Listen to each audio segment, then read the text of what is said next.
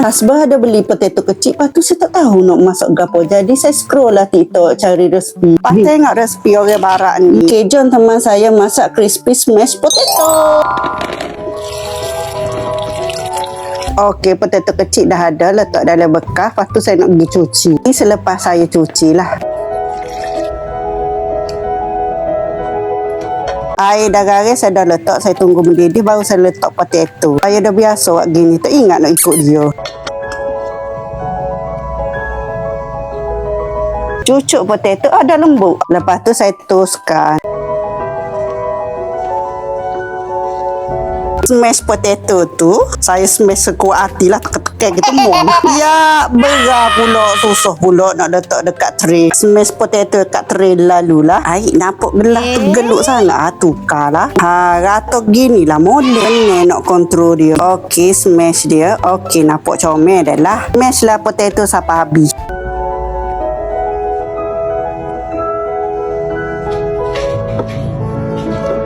Ya, mesti panas ada microwave. Saya tak ada microwave. Cepat panaskan kuali. Bila dah panas, masukkan butter. Lepas tu cairkan butter. Bila butter dah cair, masukkan dalam mangkuk. Masukkan oregano, serbuk paprika. Saya tak ingat nak masuk black pepper. Biarlah. Kacau sebati. Lepas tu saya teram macam tak cukup rasa. Saya masuk garam, gula. Lepas tu masuk cube pati air sikit. Kacau biar sebati. Lepas tu saya teram. Okey, cukup rasa dah. Saya tukar resipi ikut cita rasa saya lah. Apa sos tadi dekat smash potato. Buatlah sampai berhabis.